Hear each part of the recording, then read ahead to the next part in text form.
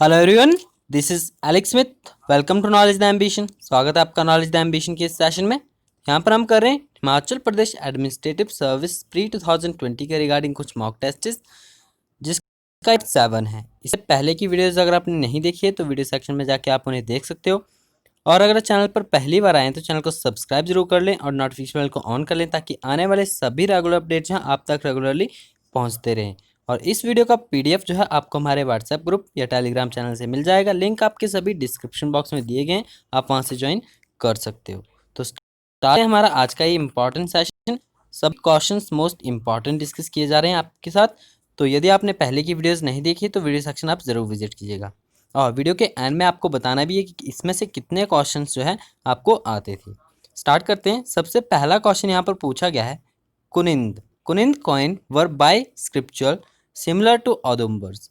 There silver coins are found in which of the following language. कुनिंदों के बारे में या कुनिंद कहें या फिर कुलिंद कहें, तो इनके बारे में आपने हिमाचल प्रदेश के इतिहास में पढ़ा होगा। कुलिंदों के एक महान शासक माने जाते हैं अमोघ भूति, इनका भी नाम आपने सुना होगा। तो कुलिंद शासकों के द्वारा जो है जो सिक्के निकाले जाते थे। अब सिक्के इंपॉर्टेंट है हिमाचल प्रदेश के इतिहास में, क्योंकि सिक्कों से जो है हमें हिमाचल प्रदेश के इतिहास का पता चलता है। वो मेन आपका one of the main sources हैं हिस्ट्री ऑफ हिमाचल प्रदेश के। तो कुलिंदों के जो सिक्के पाए गए हैं वो बाय स्क्रिप्चुअल पाए गए हैं, जैसे कि आपके औदुंबरों के, क्योंकि औदुंबर्स के सिक्के भी बाय स्क्रिप्चुअल पाए गए हैं। तो आपको यहाँ पर बताना है कि जो कुलिंदों के सिल्वर कॉइन्स थे यानी सिल्वर के सिक्के थे वो निम्नलिखित में से किस भाषा में पाए गए हैं। ब्राह्मी में, खरोष्टी में, पाली में या फिर ए और बी दोनों में। तो इसका राइट आंसर है आपका ऑप्शन नंबर डी। याद रखना आपको, जो कुलिंदों के सिक्के थे वो आपके ब्राह्मी में भी पाए गए और खरोष्टी में भी पाए गए, क्योंकि इनके जो सिक्के थे वो बाय स्क्रिप्चुअल थे, और औदुंबरों के भी। तो याद रखना है जो सिल्वर कॉइन्स पाए गए हैं वो ब्राह्मी और खरोष्टी दोनों लैंग्वेज में पाए गए हैं। ऑप्शन नंबर डी इसका राइट आंसर है। नेक्स्ट है आपका क्वेश्चन नंबर 2। पूछा गया है, the last governor of Kangra fort was the Nawab Saif Ali Khan who was appointed in 1743 AD and after his death in 1783 the fort was surrendered by his son to which of the following। Kangra किले का last आपका governor कौन था? वो था नवाब सैफ अली खान, जो कि appoint हुआ था 1743 AD में।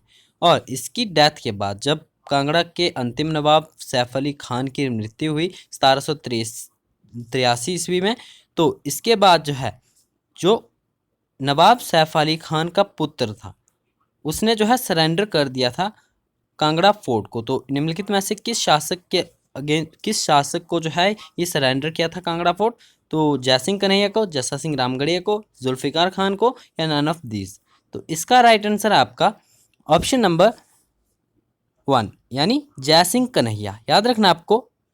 और ऑप्शन नंबर 3 आप यहाँ पर देख सकते हो जुल्फिकार खान। तो जुल्फिकार खान जो था वो नवाब सैफ अली खान का पुत्र था और इसी के द्वारा जो है जो आपका कांगड़ा फोर्ट था वो सरेंडर कर दिया गया था। Fort was surrendered by his son means Nawab Saif Ali Khan son to the Jaisingh Kanhaiya the Sikh या आपका शेफ्टमैन था। तो इसे जो है सरेंडर कर दिया गया था जयसिंह कन्हैया को। ऑप्शन नंबर 1 इसका राइट आंसर आपको याद रखना है। और ये आपकी सारी घटनाएं हुई थी, ये हुई थी औरंगजेब के समय। During the Aurangzeb's reign Kangra fort was under the Mughal Nawab Syed Hussain Khan और जो हसन अब्दुल्ला खान पठान थे एंड नवाब सैयद खालिद उल्ला खान थे, इनके अंडर था ये कांगड़ा फोर्ट। और जो लास्ट गवर्नर था कांगड़ा फोर्ट का वो नवाब सैफ अली खान था, उसके पुत्र जुल्फिकार खान के द्वारा सरेंडर कर दिया गया था कांगड़ा फोर्ट जयसिंह कन्हैया को, जो कि आपका सिख शेफ्टमैन था। तो आपको ये याद रखना, ऑप्शन नंबर 1 इसका राइट आंसर है। नेक्स्ट आपका क्वेश्चन नंबर 3। पूछा गया है कि Jalandhar as a region of Kangra mention in which of the following.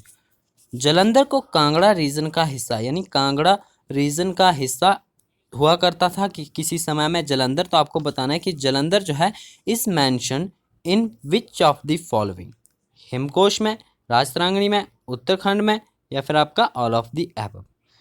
इसका राइट आंसर आपका ऑप्शन नंबर 4। स्टेटमेंट आपकी यहाँ पर इस प्रकार बनेगी क्वेश्चन की कि जो आपका जलंधर था ये आपका कांगड़ा रीजन का हिस्सा हुआ करता था। तो जो आपका हिस्ट्री ऑफ कांगड़ा में हम देखें तो sources of history of Kangra में देखें तो जलंधर जो रीजन है, जो कि कांगड़ा का रीजन था, वो मेंशन किया गया है वो हेमकोश में। हेमकोश आपका एक संस्कृत डिक्शनरी है, इसमें भी जलंधर को मेंशन किया गया है। साथ ही में राजतरंगिणी की बात करें तो राजतरंगिणी में भी, जो आपकी कलहन की राजतरंगिणी है, उसमें भी जलंधर को as a part of Kangra describe किया गया है। और उत्तरखंड ऑफ पद्म पुराण का उत्तरखंड जो है उसमें भी जलंधर को मेंशन किया गया है as the region of Kangra. तो आपको याद रखना है ऑप्शन नंबर 4 इसका राइट आंसर है, all of the above. Next आपका क्वेश्चन नंबर 4 पूछा गया है, which of the following king of Kangra started his own coinage and revolted against the Mughals. निम्न में से किस राजा ने, कांगड़ा के किस राजा ने जो है अपना खुद का एक मुद्रा स्टार्ट की थी, कॉइनेज, अपना खुद का कॉइनेज स्टार्ट किया था और उसने जो है मुगल के अगेंस्ट रिवॉल्ट किया था, मुगलों के अगेंस्ट वो गया था, तो वो कौन था? त्रिलोकचंद, हरिचंद, राजा बासु या फिर none of above.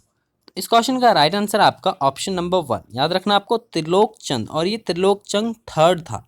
Trilokchand third started his own coinage, जिसे त्रिलोक मुद्रा के नाम से जाना जाता था, and revolted against the Mughals, और इसने मुगल्स के अगेंस्ट रिवॉल्ट किए थे, विद्रोह किया था मुगल्स के अगेंस्ट। और बात करें त्रिलोकचंद की मृत्यु के बाद जो राजा बने थे वो हरिचंद बने थे। ऑप्शन नंबर 2 आप यहाँ पर देख सकते हो, जो हरिचंद थे वो त्रिलोकचंद के बाद जो है वो राजा बने थे कांगड़ा की, और ये हुआ था जहांगीर के समय में। तो कांगड़ा में जब जहांगीर का समय चल रहा था, जब मुगल एम्पायर जहांगीर का कार्यकाल चल रहा था, तो उसी समय जो है इसने अपना एक कॉइनेज स्टार्ट किया था त्रिलोकचंद ने, और रिवोल्ट किया था, विद्रोह किया था अगेंस्ट द मुगल्स। आपको याद रखना ऑप्शन नंबर 1 इसका राइट आंसर है। नेक्स्ट आपका क्वेश्चन नंबर 5 पूछा गया कि name the last king of Guler who got kingdom in sanad in 1853 AD and died without leaving a legal heir, thus the state had to lapse. Guler रियासत के उस राजा का नाम बताना है जिसे कि 1853 ईस्वी में उस अब किंगडम जो है वो सनद के रूप में प्राप्त हुआ था, एंड डाइड विदाउट, जो आपका एक लीगल हायर के विदाउट ही मृत्यु हो गई थी उनकी, और जिससे कि उनका राज्य छिन गया था।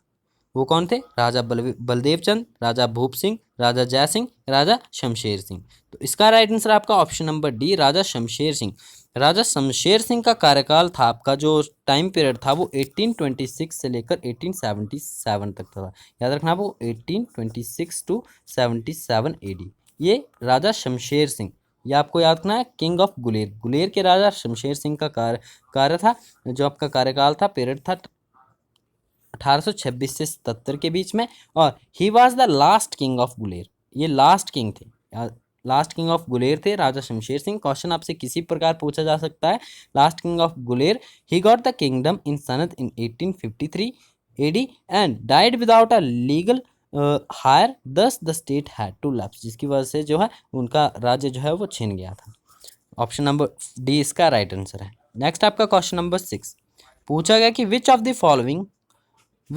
Following constructed fort of Shahpur Kandi. जो आपका शाहपुर कांडी का किला था वो किस निम्न में से किसके द्वारा बनाया गया था? और ये बनाया गया था ऑन द रावी रिवर के ऊपर, in the honour of Sher Shah Suri family. Sher Shah Suri family के ऑनर में जो है निम्नलिखित में से किस राजा ने शाहपुर कांडी किले का निर्माण करवाया था? तो ये रावी नदी के ऊपर किले का निर्माण करवाया गया था, ये करवाया गया था आपका भक्तमल के द्वारा। ऑप्शन ए इसका राइट आंसर है।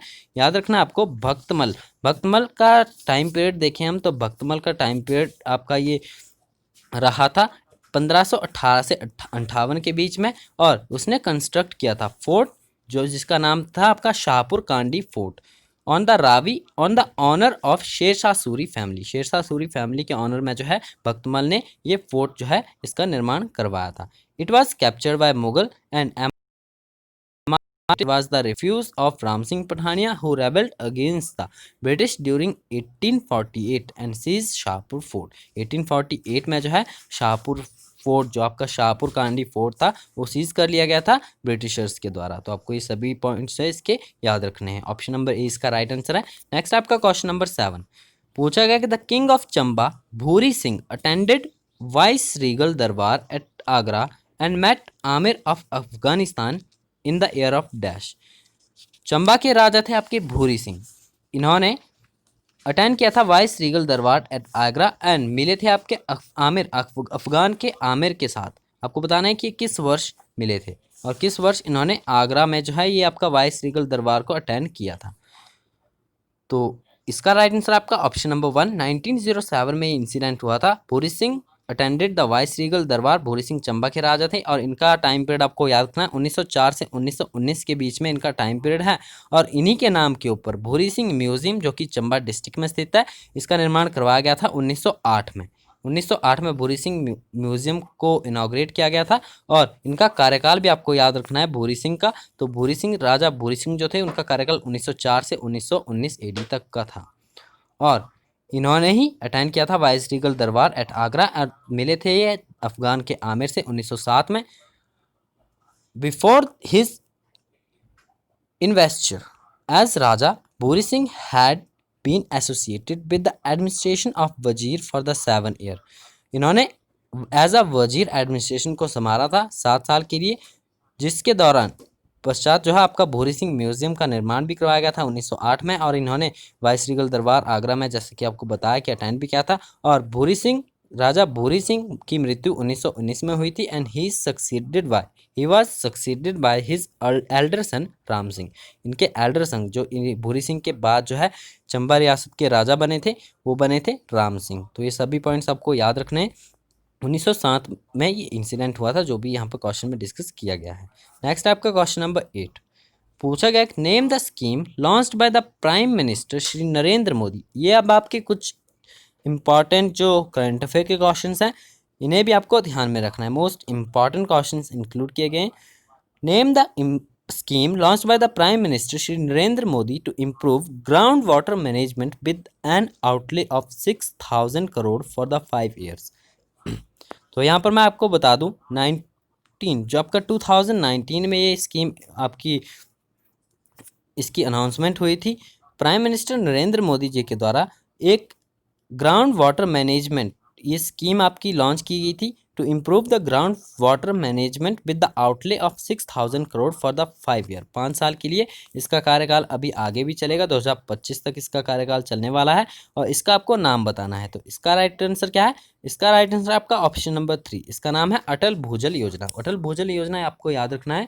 इसका आपका मेन एम क्या है? to improve the groundwater management in the country with an outlay of 6,000 crore for the 5 years। Option number 3 इसका राइट आंसर है। नेक्स्ट आपका क्वेश्चन नंबर 9 पूछा गया कि name the former prime minister of India whose name will be named for the world's longest strategic mountain tunnel under Rohtang pass in Himachal Pradesh. पूर्व प्रधानमंत्री का नाम बताना है जिनके नाम पर की जो आपका रोहतांग टनल है, रोहतांग पास के अंदर जो आपकी एक world longest strategic mountain tunnel बनाई गई है, इसका नाम रखा गया है और ये टनल हिमाचल प्रदेश में स्थित है। तो इनका नाम है अटल बिहारी वाजपेयी। याद रखना है आपको। जो आपकी world longest strategic mountain tunnel है वो रोहतांग टनल बनी है और ये रोहतांग पास के अंदर जो बनाई गई है रोहतांग पास में और ये हिमाचल प्रदेश में स्थित है और इसका नाम रखा गया अटल बिहारी वाजपेयी के नाम के ऊपर। ऑप्शन नंबर 4 इसका राइट आंसर है। नेक्स्ट आपका क्वेश्चन नंबर 10 पूछा गया कि who won the gold medal in women's 49 kg category in the 6th Qatar international cup in Doha. अब यहाँ पर आपको ध्यान देने योग्य बात यह है कि जो आपका 6th कतर इंटरनेशनल कप हुआ था वो दोहा में हुआ था और इसमें आपको यहाँ पर बताना है कि जो वुमेन्स 49 kg कैटेगरी में विनर रही थी वो कौन रही थी। कविता देवी, साइखोम मीराबाई चानू, पूनम यादव या फिर आपका करनाम मल्लेश्वरी। तो इसका राइट आंसर आपका ऑप्शन नंबर 2 साइखोम मीराबाई चानू जो थी वो विनर रही थी 6th कतर इंटरनेशनल कप की, जो कि दोहा में रहा था। 49 kg कैटेगरी में ये विनर रही थी और इन्होंने गोल्ड मेडल जीता था। ऑप्शन नंबर 2 इसका राइट आंसर है। तो ये थे हमारे आज के कुछ इंपॉर्टेंट क्वेश्चंस। आप कमेंट बॉक्स में ज़रूर बताइएगा कि इसमें से आपको कितने क्वेश्चंस आते थे। अपना स्कोर आपको ज़रूर मेंशन करना है और यदि आपको वीडियो पसंद आती है, वीडियो को लाइक ज़रूर करना है और अपने फ्रेंड्स के साथ शेयर ज़रूर करना है। आई होप आपके लिए वीडियो बेनिफिशियल होगी। तो इसी तरह के और भी mock test knowledge and ambition पर आपको मिलते रहेंगे। चैनल पर पहली बार आए तो चैनल को सब्सक्राइब जरूर कर लें और नोटिफिकेशन बेल को ऑन कर लें ताकि आने वाले सभी रेगुलर अपडेट जो है आप तक रेगुलरली पहुंचते रहे। और इसी के साथ आप नॉलेज एंड एम्बिशन के वेरियस सोशल मीडिया प्लेटफॉर्म पर जुड़ सकते हो। लिंक आपके सभी डिस्क्रिप्शन बॉक्स में दिए गए हैं, आप वहाँ से ज्वाइन कर सकते हो। तो आज के लिए इतना ही, मिलते हैं नेक्स्ट वीडियो में। Thanks for watching, best of luck for your bright future.